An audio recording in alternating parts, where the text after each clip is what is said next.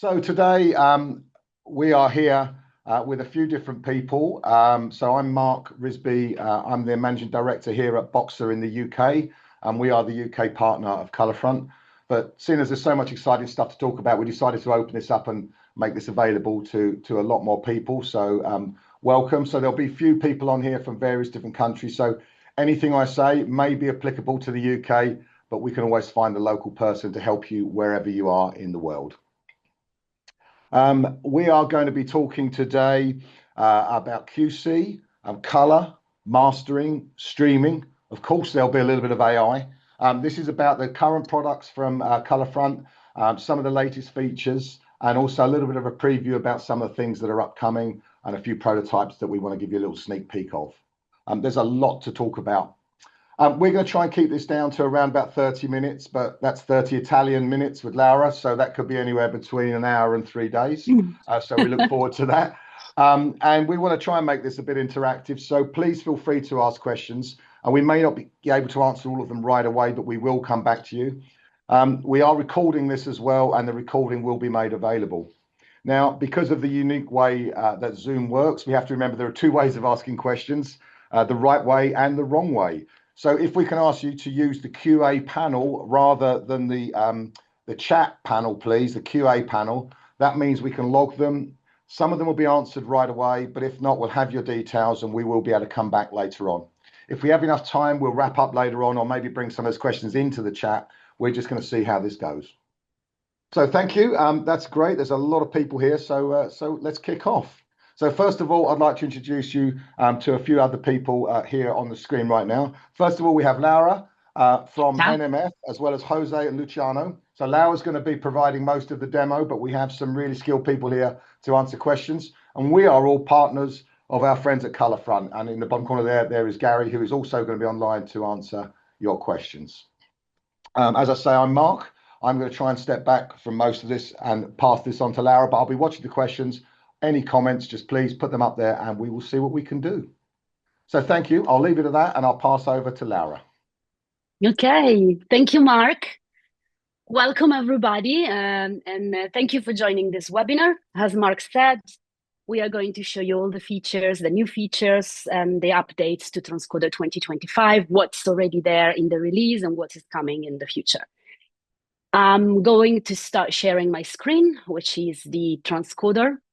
So there we go. You should be able to see this transcoder right away. Okay, I'm going to start with this timeline right here. So the demonstration is conducted via remote desktop access to an EC2 instance in Stockholm. And this allows me to actually, let me just create a new timeline right here and call it QC1. And basically, this allows me to browse, and I'm going to browse both the S3 bucket and the local drive for media import. So if I go to my new timeline that I've just created here, let's open up my new timeline, Control O. Okay. All right, let's create a new one. Let's start. There we go. Okay, sorry about that. So, as I said before, you can browse both your S3 bucket and your local drives for media import. So I'm going to just import some material from the S3 bucket. So in the master bin, I'm going to just drop my first video. So today I'm going to try and talk to you about basic QC, all the updates in the automatic analysis process, the UI and the tools that are managing these custom markers that are created. Then we're going to go through some comparison between two files, two media, two versions of the medias. We're going to talk about R&D, some AI models integration, and also some news about component-based material like IMF and DCP. So to start with QC, I would say the first thing that I would do when I import some material and I'm ready to QC it, it's something that is not very used, but it's there already, which is the ability to validate your file with a validation plan that is customizable. This is about validating the container. So actually the format itself of my work. And the way it works is that, let's say that you want to, it allows you to validate any file that you have, like a ProRes, HEVC, or a DCP, or an IMF, and it's going to kind of match it to some reference files that you know it's correct, right? So the way it works is that you will basically save the metadata of your existing known working file as a text file. So it's kind of like a media info dump, right? And then you can eliminate from this text file the lines that are specific to that file, so the lines that you don't care to validate. You're going to clean it up a little bit. And the resulting file can be imported, like I'm doing right here, right now. So from the S3 bucket, I'm going to look for my webinar and set up. And I've created a file that it's basically that I saved before. Actually, let's grab one from the local drive. Sorry about that. So temp webinar. Okay. And I have this correct file that, oh, that's what I'm doing wrong. Oh, sorry. So file validation, there we go, browse. And I've got my golden Laura Pro. So basically you did a metadata dump of all your informations. And with this file, you create a validation path that is validating the content, the container, all right? So if I open that, as you can see, I have a list of video and audio things that transcoder is going to check. And if I start that, it's going to validate everything and tell me what is correct and what is wrong, comparing the two files, right? In this case, for example, I manually rearrange the audio channel layout right and left. So he's detecting that is different in the container that I am using. So that's the first step, I would say, to start analyzing and QCing your material. And it is very useful in terms of like starting the QC. Right, then we can move straight into some other QC automation and all that. First, I'd like to mention that obviously you're working in remote from the cloud, like I'm doing right now. I usually engage with the Colorfront streaming option that is built in transcoder. So basically I can preview and view all the material for my QC on a monitor, on a reference monitor down here in local, right, coming from the cloud. Okay, so what we updated in terms of QC, if you're familiar with transcoder, you're using it already yourself, you might remember that before we had this QC area where you can set up different automation for the analysis of your QC analysis, right? So we improved that. We now have a nice window here that it's called Analyze window, Analyzing Content. And the two of them work together. So if I go to the P page, you can see that as soon as I turn on something, it will add an encoder, right? But what it does is basically allow me to turn on or off different automation process that analyze the image for me. What is really interesting about this window, in my personal opinion, is that you can export or import what we call QC bundles. So basically a file that is saving all these encoders and their settings for managing your QC in a more easier and fast approach, basically. So for example, I can import a QC bundle that I prepared before, for example, this QC bundle for HDR, and I can open it up. And basically, it will fill up all my settings and turn on all the different analyses that I want to run. So we did some improvement here. We redefined, for example, the audio. We introduced the ability to decide what channels you want to validate in terms of silence and what you don't need to validate. So you can type it right here. We also made the silence level configurable because basically based on feedback, before we used to detect any silence signal, but now based on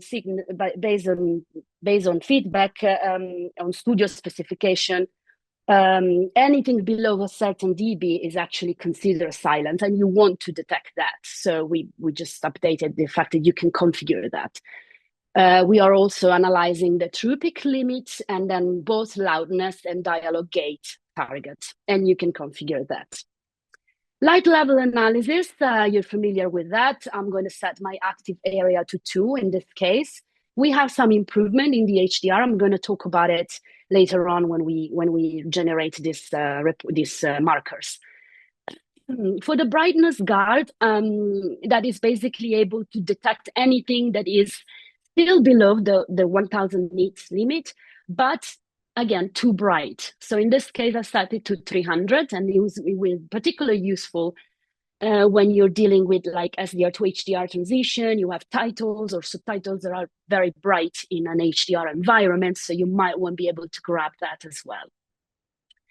For framing, again, we have the option to detect any error in framing. And here we added the ability to basically set up the letterbox or the aspect ratio of your target that will be analyzed. And in this case, it will confirm or not confirm that that is actually the aspect ratio of your material.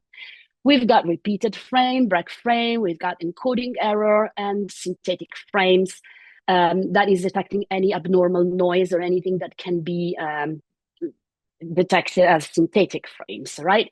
And we have the photosensitive epilepsy test. We're going to talk about that. While I generate this, let me talk a little bit about what we improved, for example, in our HDR. So that is relevant, particularly when we are checking ProRes, right? Or in other words, compressed HDR deliverables.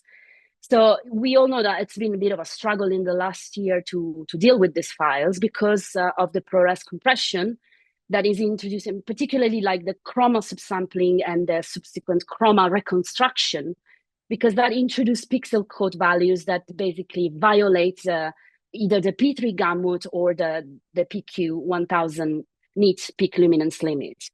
The system that we have created here is that transcoder wakes up with a very conservative, if you want, filtering. So we applied a matrix of 2x2, which means that basically transcoder will look at the pixel in 2x2 groups. And in that local neighborhood around there, we filter out the extreme outliers, if you want. And based on our results and our experiments, it gives a very, very solid results in the sense that it basically detects any issue that was introduced by the ProRes compression. But at the same time, if there were actual problems that were there before the compression, we still catch them, right? And the way to detect that, the system wakes up with that already. So, but I'm going to show you how to set it up. In the setting right here, you have under QC, this particular spatial filter strength. Like the system wakes up with this 2x2 matrix. It could be lower or higher, but basically this is what it does. As I mentioned, the results are really solid in terms of like detecting the problem caused by the compression, but still detecting the ones that were there before. Okay. We have now a presented timeline with all the analysis that we run that basically puts down for me all the different markers that were detected in a way of tracks. So as you can see, I have all the different color-coded tracks, and basically I have also all the markers that are detected here in this timeline.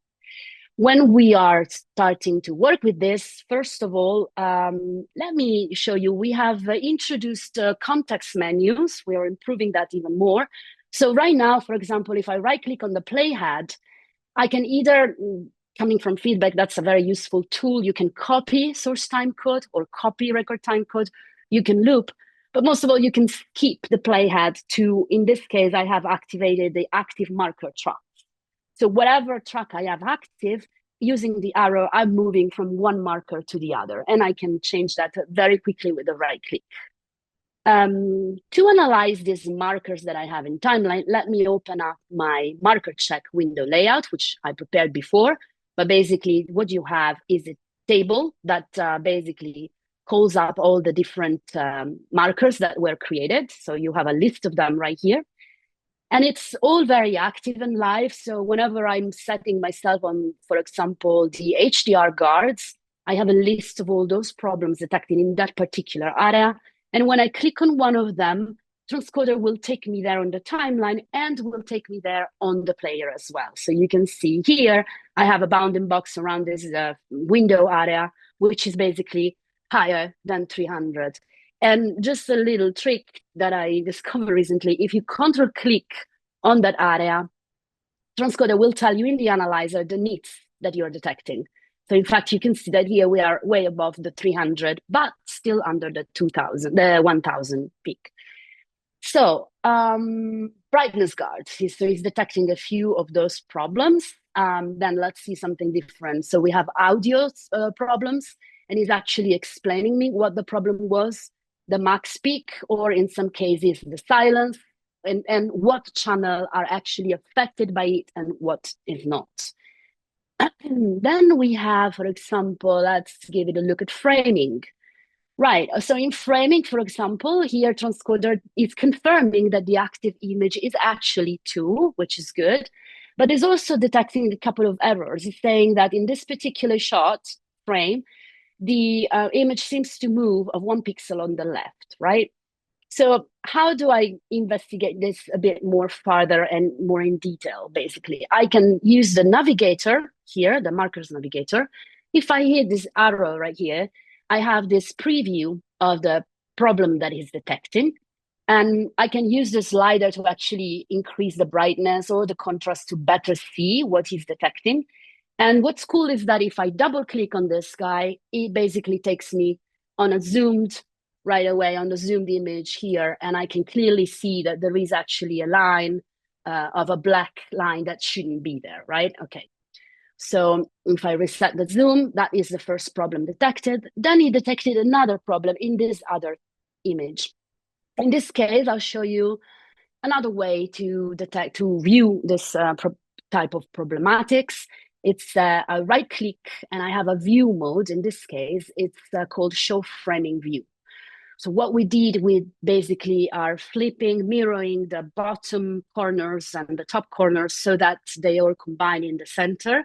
And in cases of this, it's really easier to spot this kind of problematic. So here, the letter box is actually, the bottom one is actually raised up a little bit. So that's what was detected, okay? Bene, so let's go back to a normal view. And continue. So what I want to show you is that on top of all these markers that were introduced by the analysis and the automated processes that I launched, I can also use the timeline import markers tool that allow me to import custom marker. So for example, I can import markers that were created by a previous third-party application, like for example, Baton. If I open that, you can see that my timeline now has 2 new tracks coming from the Baton analysis. That could be bit checker or anything like that.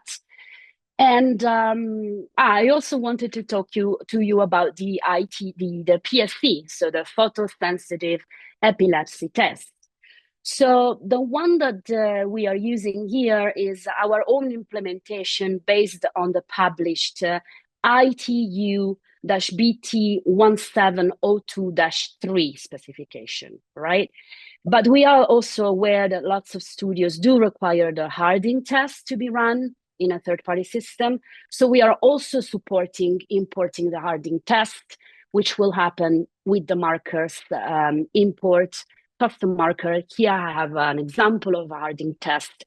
And if I import that, it will also appear as a track in my timeline with the information coming from that analysis.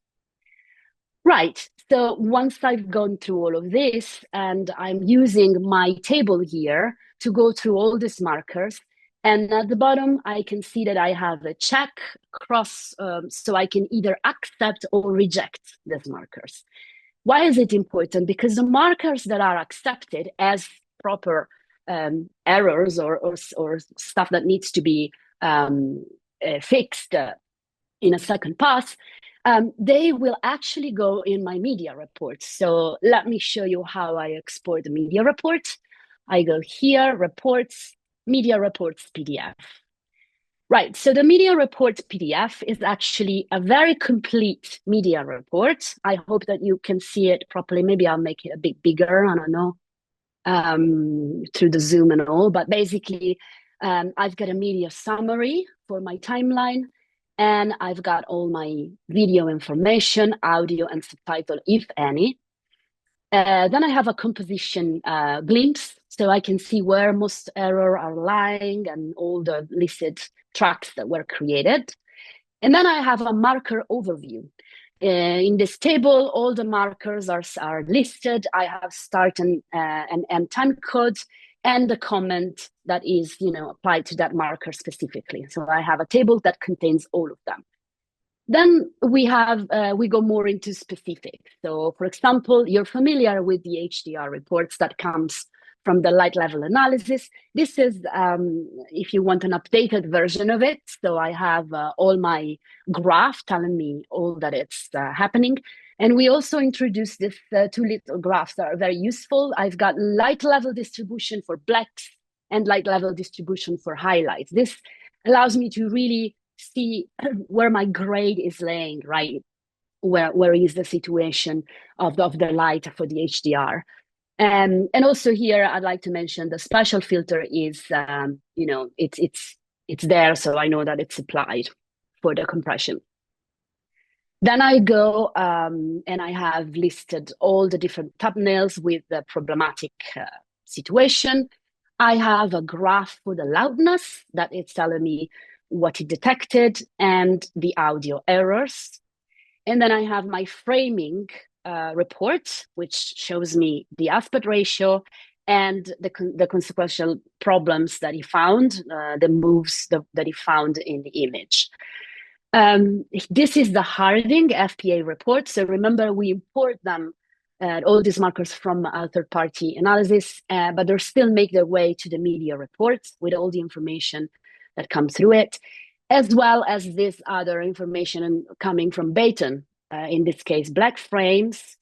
Then I've got some other synthetic frames that were detected by our internal analysis, the HDR guards. This also is coming from Baton, the video dropout with all the comments and all of that. So this media report is very complete and is carrying everything in terms of QC that you've been doing with the material, all right? So when you end up with a timeline with a lot of markers, it can become a bit messy here. So we introduce a filter, so I can easily right-click on my markers track and I can hide them one by one, or more in a quicker way, I can hide the groups, so the external ones and the automatic QC coming from transcoder internally, all right?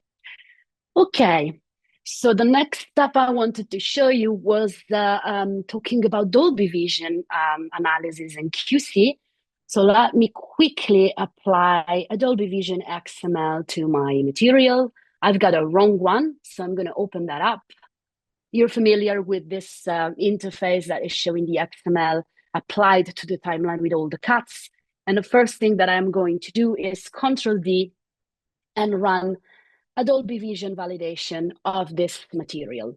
As you know, we have both the internal Dolby Vision validation from transcoder and the metafire and the creation of a report of that.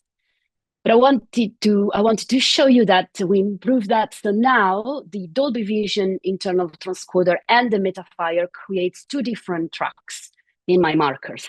And if I open that window that shows me the table and all the details of my markers, I can clearly see in Dolby Vision the information that is detecting. It is quite interesting because it's detecting errors and is also giving me exactly what the problematic might be. So, for example, if you look at this particular error that was detected, you can see that he's comparing the measured frame light level analysis, so the measured information about brightness here, and what is reported by the XML and what the metadata from the Dolby Vision are using.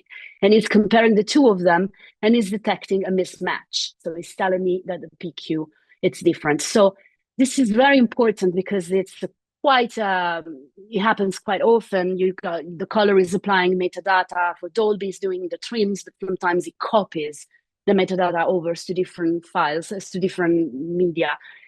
So that may cause this mismatch between the actual light of the image and the XML information. Transcoder is also detecting if there are any possible misalignment between the scene and the metadata also. And in a different track, we do have the metafire information. So if I go to the metafire, then we also have the error that we're detected by the metafire. And just to close the circle here, I'd like to show you how if I export the media report again, this Dolby Vision information are now present in my report as well. So let me go higher into my report. They should be right here at the very beginning. It's a nice PDF that also, describes all the different validation steps for the Dolby Vision, including the metafire check. So it's very easy to go on Spot and read the exact shot, the length, and what the problem detected was. Okay. Perfect. Right, now if I move on, I'd like to show you a different setup of analysis. So let's say I'm going to open up this timeline that I've prepared before and show you what I did in this particular situation. The story is I've done my QC on my material, and then I've sent my report, everything is done, and now they provide me a fixed version of my material. Now, from feedback, this is quite usual, and the problem is I don't want to QC everything again, so the idea is to spot between the two files where are the actual difference, and then QC those particular points. Right. The way I did it in this case is basically utilize a Delta ICTCP node, which I applied here. If you see in the pipeline, this node is basically a color space aware tool that generates metadata telling me how close the two images are. And together with that, I also created a couple of video difference and audio difference encoders that will provide my timeline with markers that basically show me where the picture significantly is different and the audio where is different. And again, I can use that window table to analyze this difference properly. The idea is that because, okay, let me just quickly take away this Delta ICTCP mode again, and show you how easy it is now. If I go where the image is actually active, I can right click and show a dual view mode. So I can see track wipe vertically, or I can see a different image. Let me just quickly go back to timeline mode, vertical editing. There we go, and reconnect my timeline here. Sorry about that. So, okay, so basically, if I go around my image, let me just go from here to here and get rid of that reframe. Okay, so basically, I can see the difference that were detected in the video and in the audio as well. So it is very simple to kind of like go through different errors and different differences. So then I can go and right away operate the QC again on the image that I want to kind of like detect.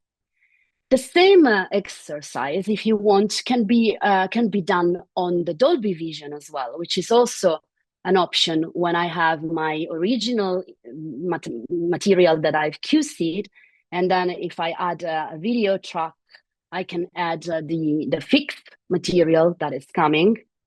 And then I can basically apply a different Dolby Vision to both and compare them. Like, let me show you. So if I go to dual view and then basically file and apply a Dolby Vision metadata track to my bottom one, and then select the top one and apply a different Dolby Vision metadata XML to the top one.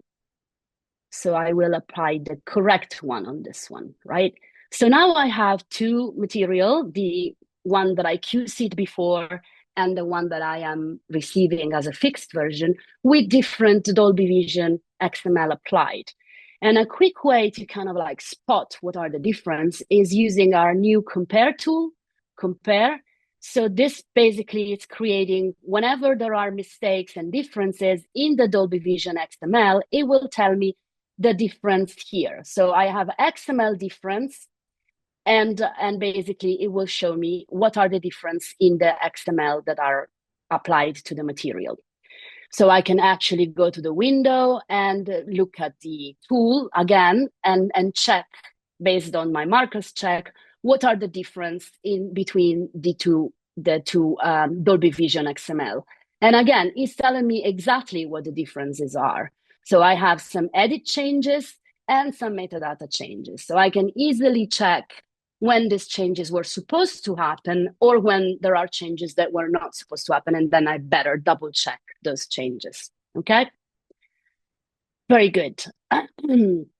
So far, so good. I also wanted to briefly, mindful of time, I wanted to briefly touch on, like Mark said before, on the way that Colorfront is working with AI. So when you're doing QC, obviously you have material that it's easily to check this problem using like these automation processes and all that. But sometimes you have to detect problems that you cannot check with technical algorithm. You need to know what the audio actually is saying or what's actually in the picture.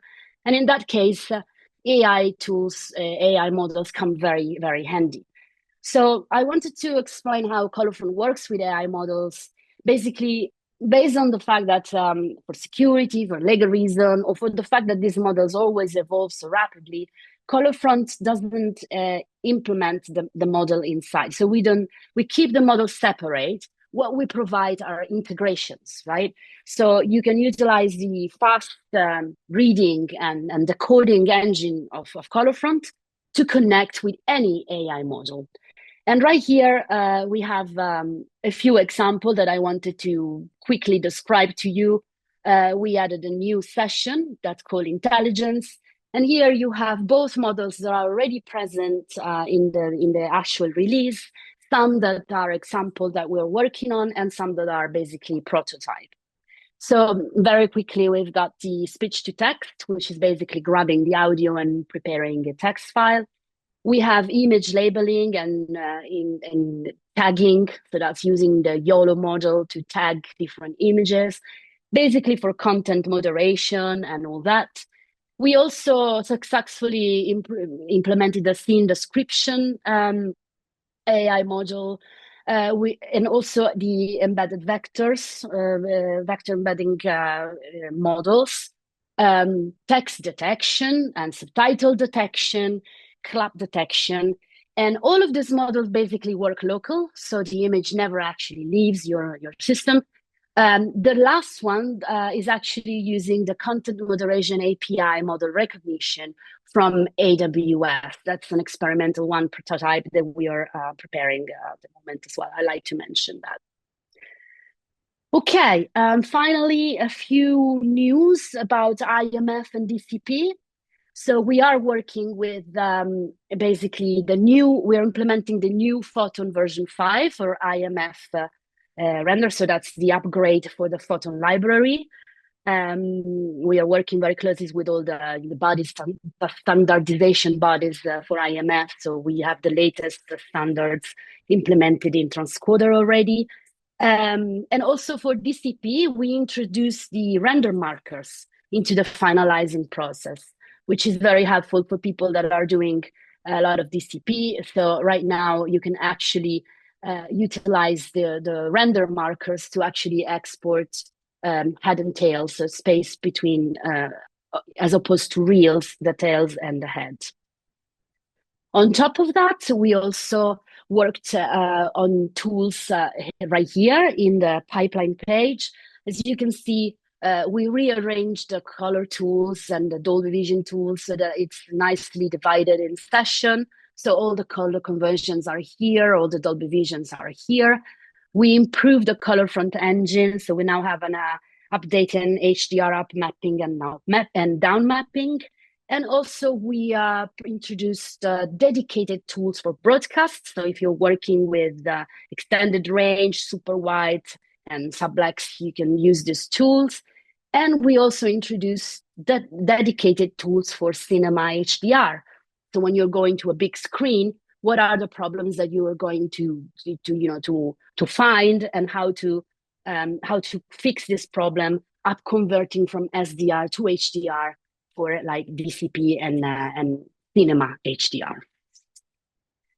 Right. Okay. So I made it super fast and super quick, but I had a lot to show you, and I wanted to kind of like explain everything that was to explain. I might leave it open for question at the moment, but I'm sure the guys are taking care of everything. Mark?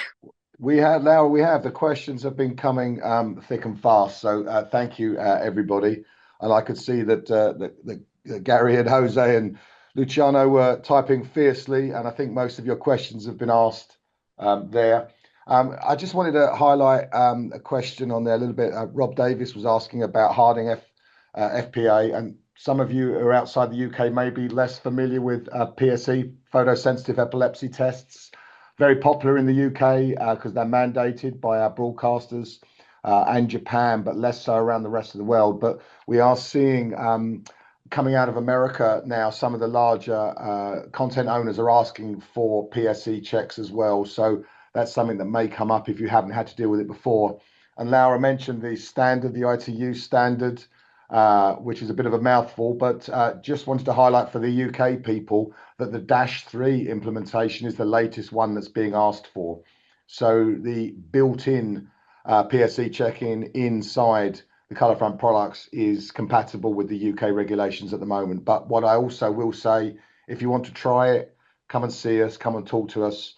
The Harding test is being mandated by some people, although it's not technically required by most. The fact that we can bring in the reports from Harding and integrate it into the same package is really helpful. And again, if it must be Harding and there are no other choices, again, please feel free to reach out to myself or your account managers here in the UK, and I'm sure we can help you there. I don't see any other call. There might be a couple of other questions coming in. They are quite detailed questions. So yeah, again, Inigo there, it's not using the Cambridge algorithm. That is the Harding algorithm that we were talking about. It's using it's their own at the moment, but there are ways of getting compatible with that through third parties. One more question actually before, oh, Gary's on that. So I think we're probably about there. So I think it turns out an Italian half hour is 38 minutes, which is a new world record. So thank you, Laura, for taking us through that. There was a lot there, I know. We appreciate your time. We will be making this recording available so that you can, take a look at it and ingest it at your own pace or share it with your colleagues. So again, we'll be sending around information there. I don't know if Gary or Jose or Luciano or anyone else has anything else that they would like to say. Oh, Gary, yeah, please. Yeah, thanks, Laura. Thanks, Mark. Just wanted to mention that we uploaded the first beta version of 2025 update 2 to the Help Center. So I believe we first uploaded the PC version, the Mac version will come soon. So most of the features that Laura was showing, you can try it yourself. If you get stuck or need help, reach us out. We will help. Also, there is the release notes in the Help Center. Please note we are still finalizing the release notes. So if you look at it, just look back like in a week. We are working hard to kind of keep up with the features and improvements that we add to that version. So please try and give us feedback. It's still in beta, means it's stable, ready to be evaluated. And if you guys give us feedback, that gives us a chance to release an even better update 2 very soon. Perfect. Thanks, Gary. Okay, so I know we're a little short of time, so we'll get back to any remaining questions that are there offline. All that remains is for me to say thank you again to Laura, to Gary, to Jose and Luciano. We appreciate all of your time for being here in the audience. Thank you for your questions. Thank you for your input. And we look forward to meeting you all again. Thanks very much and good night. Thank you. Bye.